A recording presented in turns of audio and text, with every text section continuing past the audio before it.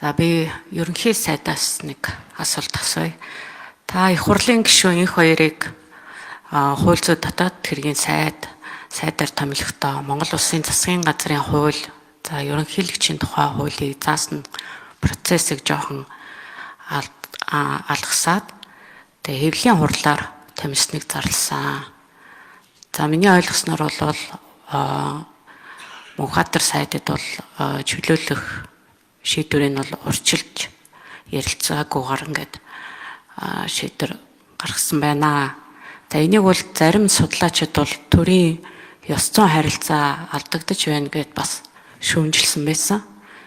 Тэгэхээр би танаас та ойрын хугацаанд одоо танхимын бүрэлдэхүүнд өөрчлөлт оруулахаар төлөвлөж байгаа юу?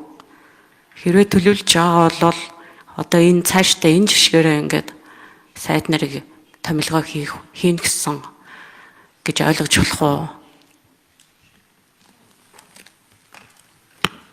Ингээд болсон гişүнэ. Энэ процесс хэрвээ би одоо ингээд захирамж гаргацсан бол би хууль зөрчсөн болно. Би улс төрийн шийдвэрээ олон нийтэд мэдээлсэн. Миний хэлсэн үгэнд ийм шалтгааны улмаас Батбаян энх хоёрыг хууль зүйн дотоод хэргийн сайдаар томилохоор шийдвэрлснээ мэдэгдэж байна гэсэн. За ингээд ерөнхийлөгчтэй албан ёсоор зөвшөлдсөн, танилцуулсан. За албан бичиг хариу нэрцэн авсрагдсан 5 хүнд очсон байгаа. За мөн улсын их хуралд өнөөдөр 24 хоногийн дараа танилцуулж байна. За энэ танилцуулсны дараа би зарлага гаргана. Харин би захирамж гаргана. Хэрвээ би захирамжаа урьдлаа гаргасан бол энэ хуулийн зөрчил. Улс төрийн шийдвэрээ танилцуулах бол нээлттэй нийгэмд ард түмэндээ мэдэгдэх бол явдал хуулийн зөрчил биш. Гаргах гэж байгаа шийдвэрээ мэдээлж явдаг нь арчилсан улс орнуудын нийтлэг зарчим. Хуулийн төслийг ч гэсэн улсын их хурл дөрвөн мэдүүлэхээс өмнө 30 хоног ард иргэдээр хилцүүлдэг үстэй. Энэ танилцуулж байгаа шат чинь хуулийн зөрчил биш үстэй. Ийм учраас ард түмнээсээ нуух юм бидэнд байх ёсгүй гэж үзээд би өнийг гаргасан шийдвэрээ танилцуулсан, олон нийтэд мэдээлсэн. Энийг би Монгол Улсын ерөнхий сайдад олгосон үндсэн хуулийн бүрэн эрхүй хүрээндээ олон түмэндээ мэдэгдэж байна гэдгийг зарласан. За цаашдаа ч гэсэн бид энэ зарчмаа баримталж улсын их хурлдаа хүндэтгэлтэйгээр бас ингэж өнөөдөр шиг танилцуулж, ерөнхийлөгчтэй танилцуулаад улсын их хурлдаа танилцуулдаг энэ албан ёсны зарчмаараа явна. Тэгвэл бидний манай засгийн газрын зарчим бол үнэн байна гэж хэлсэн учраас ил тод байдлыг харин хийж шнэ. Яагаад асуудлыг нууж байгаа л би их хурлд оруулж ирэх ёстой гэж та бүхэн үзээд байгаа юм бэ? Харин би гайхаж байгаа. За тэгэхээр энэ хоёр нэр дэвшигч бол одоо дүрсний хулгайтай тэмцэх гэж одоо сайд болж байна гэж ойлгож байгаа. Тэгэхээр нүүрсний хулгайч нарыг бүгдийг л одоо илрүүлнэ гэж би ойлгож байгаа. Энэ хоёр сайдаа тэгж ойлгож болох уу? Та одоо заавал нэг хүнээр туг дахиулахгүйгээр бүх зөвхөн нүүрсний хулгайч гэхгүйгээр ногоон автобусны хулгайч нар, за жидүүгийн хулгайч нартай бүгдээрнтэй тэмцэн гэж ойлгож болох уу? За мэдээж хууль зүйн дотоод хэргийн сайдын гол ажил бол гэмт хэрэгтээ тэмцэх эвлэрэхгүй байх. Үнэн байх асуудал.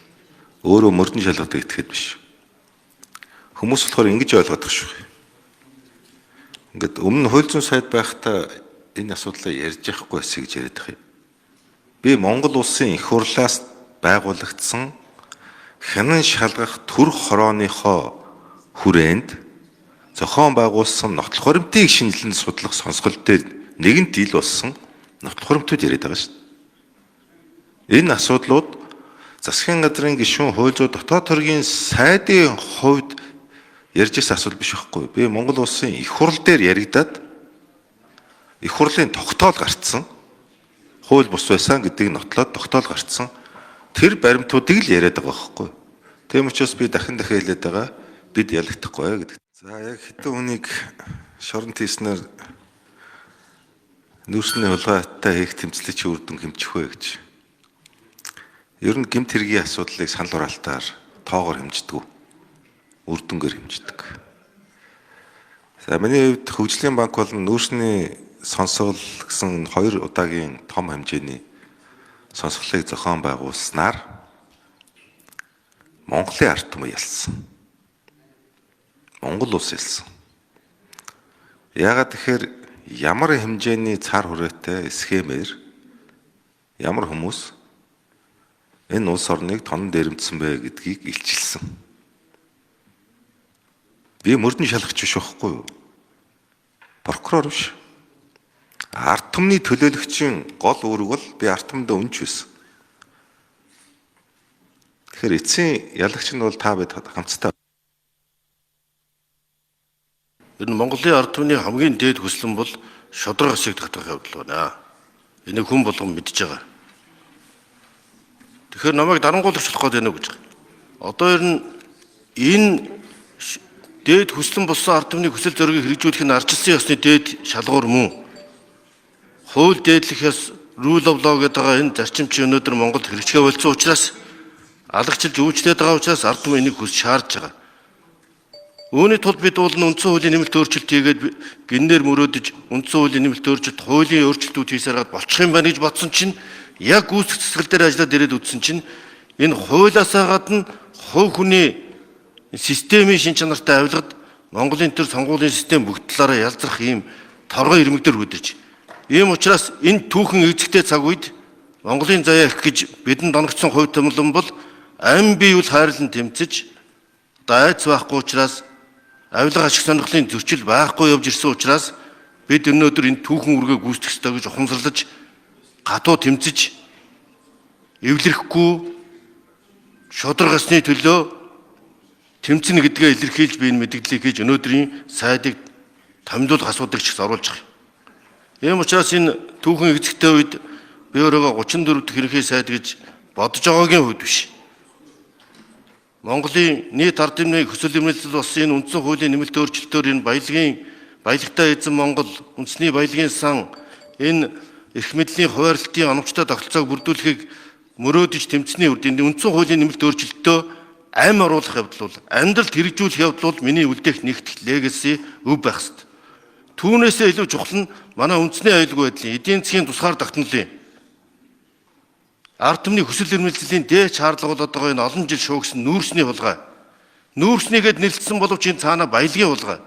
Баялагын хулгай гэж байгаа боловч энэ цаана бий болсон шодрог ус тогтолцоог өөрчлөхийг шаардж байгаа. Энийний төлөө бид эцсээ хүртэл тэмцэж явах болно. Энийг харин Эрдэнэ болдог шүүн та тууштай дэмжихийг танаас хүсье. Энэ бол аль нэг намын асуудал биш. Ард түмний хүсэл эрмэлзэл болсон ард жилийн шаардлага гэж ойлгох хэрэгтэй. Ард жилийн хамгийн том дайсан бол өнөөдөр дарангуйлал биш авилгал болчиход байна. Бид авилгалыг дарангуулах хэрэгтэй болохоос биш ард түмнээ дарангуулах хэрэгтэй биш. Ард түмнийг авилгалаар дарангуулад байгаа энэ тогтолцоог өөрчлөхийг дарангуйлал гэж харин авилгачид энэ системд идэгдсэн хүмүүс өөр юм тогтолцоо шинжил гэдэг нэрийн дор бүхнийг хууран ажиллагаа явуулж байгааг та бүхэн сайн мэдж байгаа. Ийм учраас бидний үлдээх хөв бол энэ ядаж энэ нийгэмд нэг шодрог хэсэг дээдлсэн rule of law хууль засагладаг нийгэм үлдээгээсээ их зүй төр байхгүй боллоо гэж. Би намын дарга болох гэж зүтгээд байгаа юм биш. Намын даргын сонгуульд шодрог усаар үндсэн хуулийн үзэл санааг үгүйсгээд тоолгын комиссийн журмаар үндсэн хууль халдж байгааг би хүлээн зөвшөөрөхгүй байгаа. Яг л тоолгын комиссийн журмаар үндсэн хуулиар бид нүсэн баталгаажуулсан засгийн эрхийн доктортой байдлыг зүгээр намын даргаыг 50 дээр нэмэх нэгээр сонгоод 50 дээр нэмэх нэгээр огцруулаад байдаг жишээ тогтох юм бол хууль дээдлэх ёсч алдагдаад засаг төрчин докторгүй болоод шинэ намын даргын сонгоод өөрчлөөд үндсэн хуульд оруулсан бидний бүх үзэл санаа үнд зүйл байхгүй болчих жоох. Би энэ хууль дээдлэх хэрэгцүү төрийн төлөө тэмцэж байгаа учраас үндсэн хуулийн хамгаалахын төлөө тэмцэж байгаа учраас үнийг хүлээн зөвшөөрөхгүй байна. Өнөөдөр энэ явж байгаа үндсэн хуулийн зэцийн шийдвэрч улсын хурл дээр явуулж байгаа үйл ажиллагаа ч гэсэн энэ хүмүүсийн зорилгомж буруу, аргамж буруу гэдгийг нотч харуулж байгаа. Ийм учраас бид улам бүр итгэл үнэмшилтэйгээр энэ буруу зөрүүг, гажуудлыг засахын төлөө тэмцэх болно. Эрхэм өндөд эмч багш нар ахмадуудаа бид байгаа бүх нөөц болцоогоод ажиллаад хулгайтай тэмцэж бордгийн ордыг эдийн засгийн эргэлтэнд оруулснаар та бүхнийхээ шаардж байгаа төвшөнд цалин хөлс тэтгэр тутамжийг нэмэгдүүлэхин төлөө ажиллаж байна.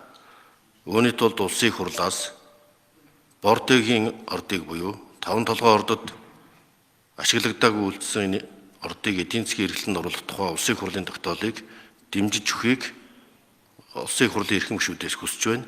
Ингэснээрээ бид олон улсын аудитыг оруулж, олон улсын стандарт нэвтрүүлж 5 толгой орд газрууд үр ашгийг эрс дэвшлүүлэх замаар ирээдүйд бол хорлогоор баг шимчнийхаа цалинг нэмэгдүүлж, ахмадуудынхаа тэтэрийг нэмэгдүүлэх болно.